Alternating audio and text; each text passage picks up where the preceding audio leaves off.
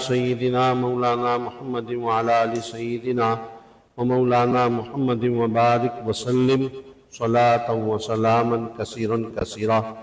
توفیق الہی اور اپنے بزرگوں کی برکت سے سورہ مائدہ کا کچھ تھوڑا سا خلاصہ رہ گیا تھا، اس کے بعد سورہ انعام کا انشاءاللہ آج بیان کیا جائے گا۔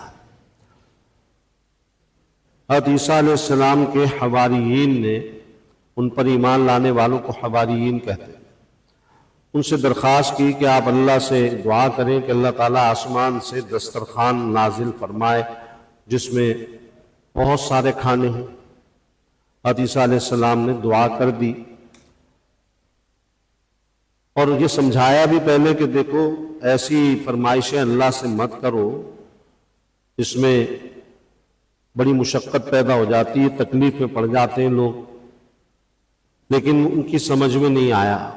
خیر جب ان کے اصرار پہ دعا کر دی تو اللہ نے فرمایا ٹھیک ہے، میں ایک دسترخوان نازل کروں گا، لیکن میری شرط یہ ہے کہ دوسرے دن کے لیے اس میں سے کچھ بھی کھانے کی چیز چھپا کے مت رکھنا، جتنا کھانا ہو کھا لینا، باقی چھوڑ دینا، وہ دسترخوان اٹھا لیا جائے گا، رکھنے کی اجازت نہیں ہے۔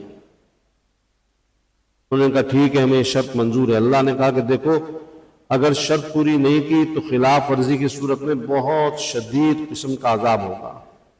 انہوں نے منظور کر لیا۔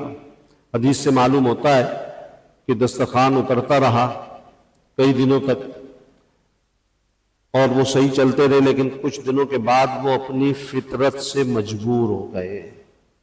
بنی اسرائیل کی فطرت میں سرکشی، ہٹ درمی، جس کام سے روکا جائے وہی کام کرنا، یہ ان کا مزاج تھا، ان کی فطرت تھی۔ اللہ نے قرآن میں مختلف جگہ بیان کیا۔ بہرحال مجبور ہو کر انہوں نے کیا کیا، اس میں سے کچھ کھانے کی چیز نکالی، اس کو چھپا لیا کل کے لیے۔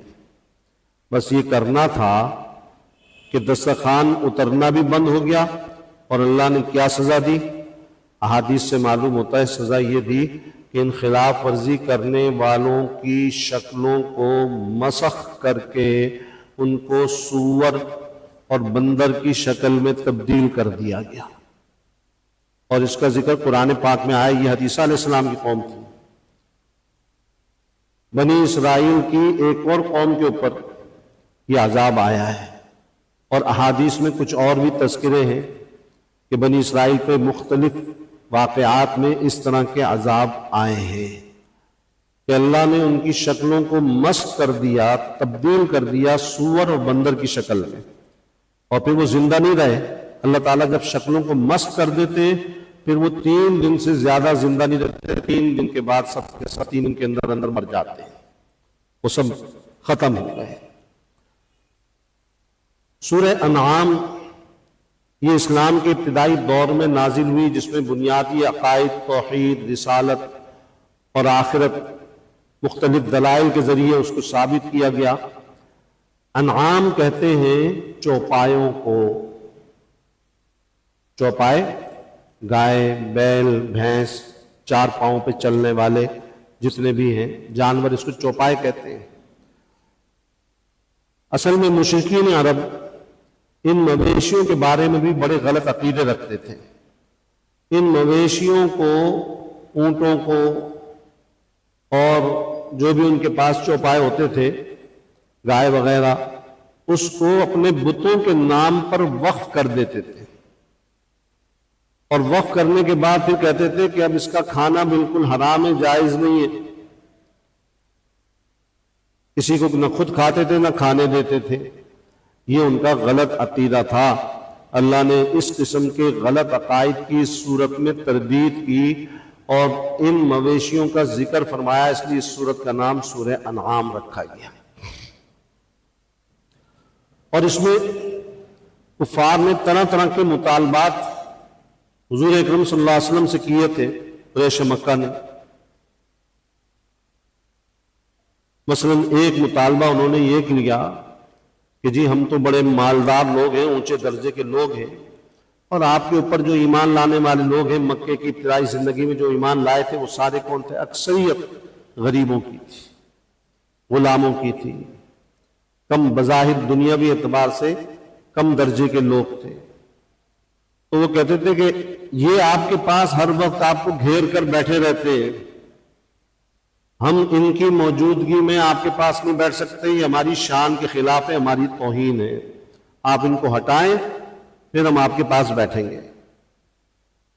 نبی کریم صلی اللہ علیہ وسلم تو پوری امت کے اوپر بڑے شفیق اور مہربان، اتنے شفیق اور مہربان کہ اللہ نے قرآن میں یہ فرمایا فَلَعَلَّكَ بَاخِعٌ نَفْسَكَ عَلَىٰ آثَارِهِمْ إِن لَّمْ يُؤْمِنُوا بِهَٰذَا الْحَدِيثِ أَسَفًا، کہ پیغمبر آپ اتنے زیادہ شفیق اور مہربان ہیں کہ ایسا لگتا ہے کہ اگر یہ ایمان نہیں لائے تو آپ اپنے آپ کو ہلاک کر دیں گے ان پہ شفقت کرتے ہوئے، ان کی ہمدردی خیر خواہی میں. ایسا نہ کیجیے، بس ان کو ان کے حال پر چھوڑ دیجیے.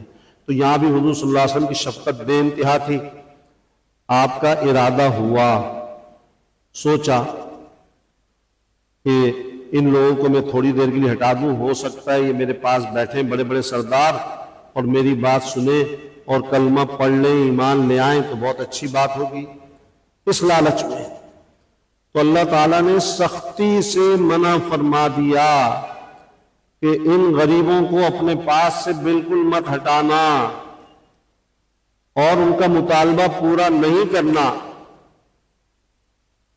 اب کیا ہوا، یہ غریب مسلمان امیر کافروں کے لیے، سیٹھ کافروں کے لیے آزمائش کا سبب بن گئے، اور اللہ نے منع کر دیا. کئی جگہ پر اس طرح کی آیتیں کہ اللہ نے سختی سے ممانعت کر دی کہ ان کو ہٹانے کی ضرورت نہیں ہے.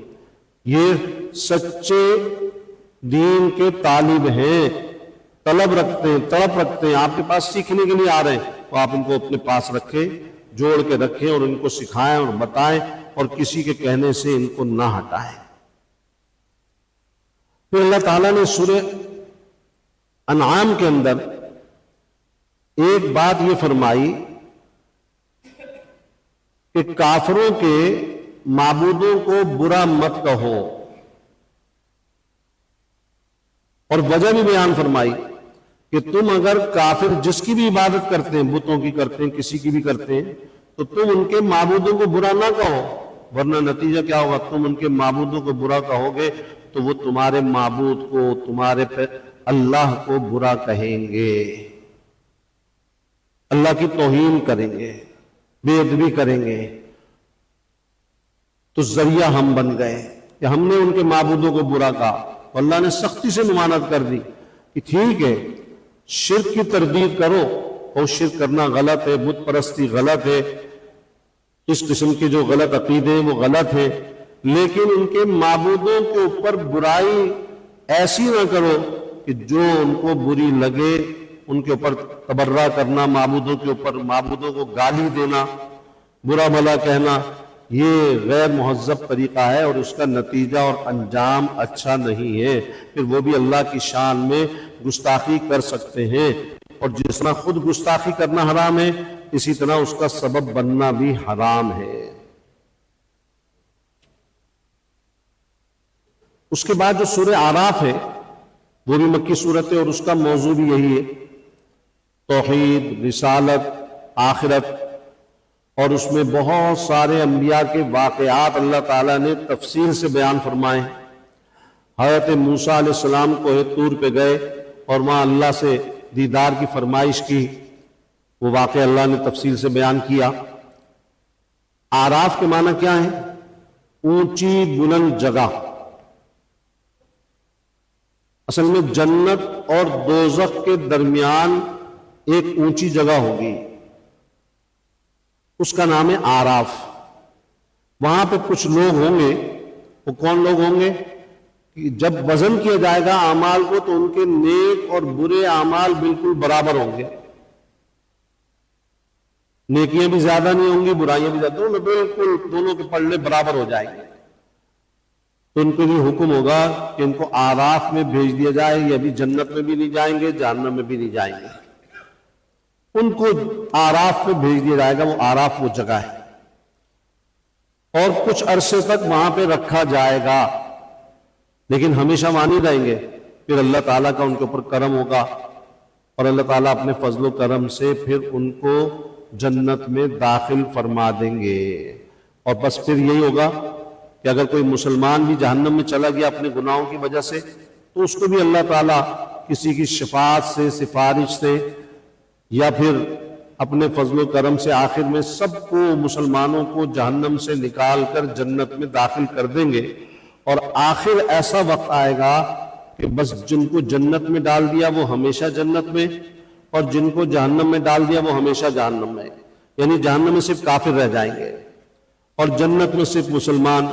آراف والے بھی جنت میں آ چکے ہوں گے، کوئی آراف میں بھی نہیں ہوگا، اور پھر موت کو ایک مینڈے کی شکل میں لا کے ذبح کر دیا جائے گا، اور پھر ہمیشہ ہمیشہ کے لیے جو جنت میں وہ جنتی اور جو جہنم میں وہ جہنمی۔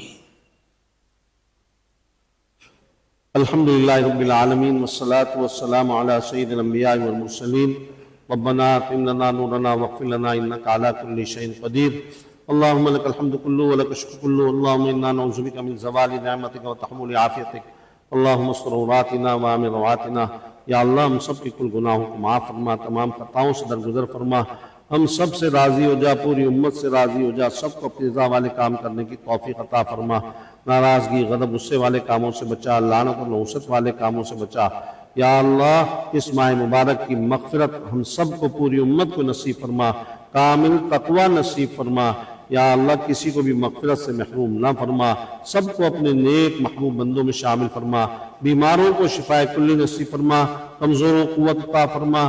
یا اللہ سب کی دعاؤں کو قبول فرما، سب کی مشکلات کو آسان فرما، رزق حلال وافر مقدار میں عطا فرما، مقروضوں کو خلاصی نصیب فرما، اور سب کی جائز مرادوں اور حاجات کو اپنے غیبی خزانوں سے میرے پیارے اللہ اس ماہ مبارک میں جلد پورا فرما۔ وصلی اللہ تعالی علی خیر خلق محمد وعلی آلہ وصحبہ اجمعین، آمین۔